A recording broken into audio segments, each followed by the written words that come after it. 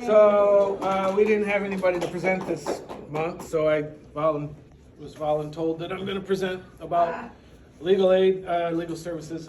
So I think I'm preaching to the choir with most of you guys. I think a lot of you are familiar with who we are, what we do. But if you're not, I guess you'll learn something. If you are, I don't know, look at your phone maybe in a minute or two.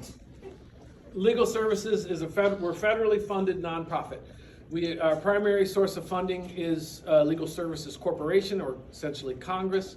We're a standalone nonprofit legal aid whose, primarily our aim is to provide free civil legal services to people who are qualified via their income. In other words, free lawyers for people who are low enough income, low enough asset. There's both an asset and an income test. And if they qualify, then we can represent them for civil matters like housing and, fair housing, discrimination, evictions, a little bit of family law. We do all kinds of things.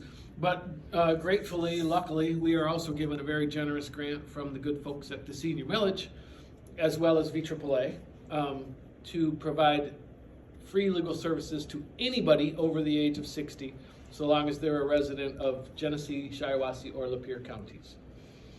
So that's pretty cool. We can help anybody that wants some help as long as they're over 60 and they live in the county. So the primary thing that we get requests to do is estate planning. We do a lot of estate planning. The most important aspect of that, in my opinion, is our powers of attorney that we provide. We provide both advanced directive medical powers of attorney along with financial powers of attorney, with the goal being that we get those documents out in people's hands, in a responsible way. We make sure we're advising at the beginning of the process on how to choose agents properly. And then as we're doing our signings, we're explaining what authorities are in the documents and what to do with the documents once they're completed, and with the overall goal of keeping people out of probate court, right? Because if these documents are in place and then incapacitation event occurs, that person's family has the authority they need to make medical decisions as well as keep their financial affairs in order without having to involve Sam and the good folks up there at the probate court. So, I think we had to kind of look in way, we can either expend our assets helping people navigate probate court, representing them in guardianships and conservatorships and things like that, which we still do to a degree, but we decided we're going to try to focus more on keeping them out of court in the first place. We don't have the resources to completely do both, unfortunately, but we will still do limited guardianships and conservatorships. It's a case-by-case basis.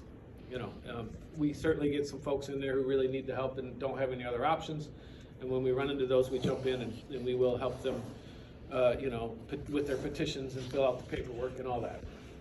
We also do estate planning like wills, ladybird deeds. We do not do any work with trusts. We leave that to the private bar. And 90% of our clients don't actually need trusts. They're, just a little simple estate plan will be adequate to keep their estate out of probate. Or even sometimes probate is even a better option. It just all depends on the situation.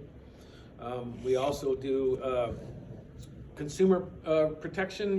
People come in and they're being sued, or they went a little crazy with the credit card and they're not sure what to do, and we sometimes will represent them. More often than not, we just advise them on those situations unless they actually have a valid defense. Then we would definitely go to court with them.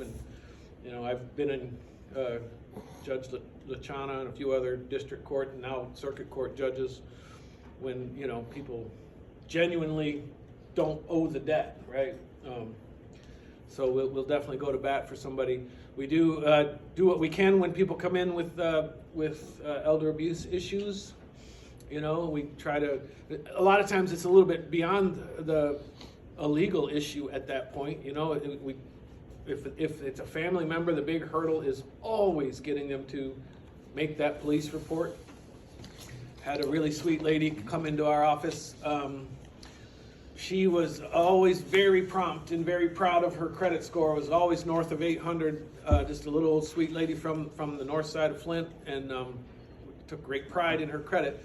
She had a Discover card, and she was always very prompt in paying on it. Well, credit cards expire in time, and they mail you a new one in the mail. Her daughter intercepted the new one, called the number and activated it, and ran up $16,000 on it before she discovered this. And she came, and then of course, Discover is one of those credit cards where they don't farm out their collections. They do their own collections, and they don't mess around. They will sue you. And that's what had happened to her. She was served with a summons and complaint from Discover, and she came to us for help. Well, Mrs. So-and-so, I'd be delighted to help you, but you're going to have to report this theft to the police that your daughter perpetrated. Oh, we can't do that. Well, then you're going to get sued and lose. What do you want me to do as your attorney? I need your help. I need you to do the right thing. And I tried to explain to her that, your daughter is going to do this to somebody else if you don't take action. She's not going to learn the important lesson in life. And I tried up and down, and this lady's sitting there literally crying, tears down her face. My heart's breaking, does not want to involve the police or get her daughter in trouble. And therefore, I have nothing. I'm not going to go to court and try to tell them it wasn't you, but I can't say who it really was. I'm not doing that. We don't have the resources to spend on that kind of stuff. If you want me to help you, you have to help yourself. And she wasn't willing, and so she got sued and lost. And now she has a judgment. That's a heartbreaking case. I also had a lady who came in. She went to a dentist to get new dentures. She needed dentures. So she went to the dentist, and they told her that it's going to cost X amount, and she didn't have quite that much, so they signed her up for something called Care Credit, which is kind of like a credit card company for medical. She didn't understand. She thought it was a credit line from the doctor. She didn't really understand it was a separate company. So she signed up for Care Credit. Doctor got their money. They started pulling teeth and getting her mouth ready. Then she went back for her next appointment. Doors were locked, place was closed, declared bankruptcy, doctor gone. Okay. Now, doctor had already received full payment for his service, and now Care Credit started sending her bills. We want our money. You signed up for this loan. The doctor got the loan. She never got the service, but nevertheless, she's still on the hook. That one, I did go to court for her, and we presented. It was kind of a weird fight because basically I had to prove to the judge that she didn't really fully understand the nature of the transaction she was getting involved in. Put her on the stage. She broke down crying on the stand. It was beautiful. He dismissed that one. He did not, So we are able to get involved sometimes, and in a situation like that where there's no fault at all of the person. Right? She didn't do anything wrong. She didn't do, not pay her bills. She just, signed up and got involved with a shady dentist who absconded with the money. So, and all kinds of things like that, And of course, we work a lot with our community partners. A lot of times, folks will come in and they'll say, "Well, my mom's at the nursing home. They're not changing her sheets. Call Renee, right? My mom's at home, and my nephew's, hurting her and not taking care of her, call APS. Here's the name and numbers, which is one of my favorite aspects of this very group, is the face-to-face connections that we make here, right? And not only do I know the number and the name of the agency, but I have a contact there. I can even call and say, "Hey, listen, I need to give you a heads up. I got this case. Do you think it would be appropriate for you guys to handle? And can I give them your number and tell them your name?" And that personal connection really improves, I think, the outcomes for everybody involved. So that, to me, that is like the number one benefit of this fellowship, in what we do here, why we do it every month, even though it's really, really early. I think it's a good benefit. Anyhow, I digress. I'm a second shift. So, we have a couple ways to get in to see us. We do visit every senior center in the county, in Genesee County, once a month, except one. We don't go to one. But every other one we go on a monthly basis and see clients in person for initial interviews for whatever their issues are. They come and they can see us for half an hour, and you know, if that develops into a larger representation, we'll do that too. So that's a really popular service. You can also walk into our office. We're right down the road here, up a few blocks, and we have a phone intake line that folks can call and go through the intake process over the phone. People are really always kind of stunned when they figure out that we're actually offering high quality legal services at no charge. They cannot figure out where's the catch. And I explain to them, you've already paid for this when you paid your taxes, or hopefully you paid your taxes. If not, you know, you'll be in our office eventually anyhow. But you know, you've already paid for this service. The millage is a wonderful, provides a lot of wonderful services. We're just one of those services. Why not avail yourself of it, you know? And so people are really grateful. It's a really good service. So if you guys do, and if you guys do bump into somebody who's having, you know, issues, maybe they created a power of attorney and chose poorly, and now they need to revoke that power of attorney or create a new one, send them our way, right? We'll be delighted. We've had people where the power of attorney went so far as to create a deed and deeded themselves grandmother's house. And we had to go and get involved and unwind that whole mess, you know, get in front of the judge. And, you know, as part of restitution sometimes on certain abuse cases, the good folks at the prosecuting attorney's office and the police, you know, are able to get the court to request restitution when they actually are able to catch the perpetrators. In those rare instances, you know, we're able to get a hold of the bad guys. Always very good feeling, gratifying to see justice done on those deals. But we can help. We'll help in any way we can, you know. So most of you guys know how to get a hold of us. And what is your number? 1-800. What is it, Stacey? No, yours. Oh no, I'm not giving you my number. No, I'm just kidding. You have real people. Yeah. Actually, I will give you my number. Anyone that wants to call me personally, just don't give out my number to people. Clients. Okay. 810. Don't say yeah. He's recording you. You can give it to her and write it. Turn it off, but you can write it down and pass it around. 471-3793. That is my direct line, and anyone in this room can call me. Please do. But we also have a regular intake line, 1-800-422-322. 4512. There you go. And we got an online way to sign up, and we got other ways to get in. Easiest way is to your local senior center. You know, if it's not an emergency, that's where probably 70-80% of our intakes occur. Because we go to Montrose, we're out to Thetford, we're down to Losey, we're all over.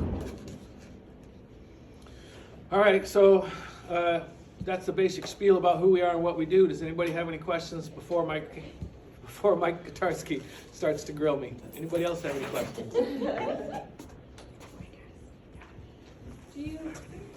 Yes, Lauren. Do you guys have like a veteran-specific lawyer or anything like that? We do. We have a veteran-specific lawyer. We got a couple different veterans grants who are specifically focused on veterans benefits issues and veteran homelessness. Beautiful. And among other things. So yes, we are, you know, and if they're seniors, then they really get the extra. You got veterans, we got seniors, we got all kinds of you know, programs for both of those things. So yes. We also will go to any facility if that's where the client is located and they're restricted to that facility. You know, if somebody's homebound, we'll go to their house. That means truly homebound. That doesn't mean I don't like going to Flint. That means I can't get out of my house. Or it's a very big ask to get me out of my house. In those scenarios, we will show right up at the doorstep and see the client in person in their home, in the facility, wherever they might be. Yeah, so don't let that be a barrier. We will come find a way to make it representation happen. Any other questions? Mr. Kotarski, what do you got? Expungement. I work with you on expungement. You're pretty good at that. Is that correct? I'm not very good at it, but other folks in my office are. I've worked a few of those sheriff's clinics things, you know. So meaning we expunge criminal backgrounds that can be barriers to housing. Absolutely, yep. And then as far as housing, there's different types of housing. I think, do you actually represent people who, in the appeals process, who might have been denied housing in either Section 8, or do you offer advice and actual We representation? do advice and representation in housing matters, yes. Now, most people think in housing that are landlord-tenant. You're not, you do landlord-tenant? Me, no. Me Okay, so- personally, no. Right, right. Us as an organization, I guess you'll have to parse out whether you're asking me personally Yeah, well- or legal services. Anywhere in your, yeah, all Legal above. services has attorneys who represent people in person in And all, land- all manner of eviction, as well as fair housing issues. Okay, fair housing issues being discrimination. Discrimination on whatever basis of a protected What class. is protected class, and also there are different, sometimes there's resource requirements, and both resource meaning asset and income, and some programs are only income, some are, you'll look into that if people get denied. They should maybe, if you can, they get a second opinion with you. Yep. Okay.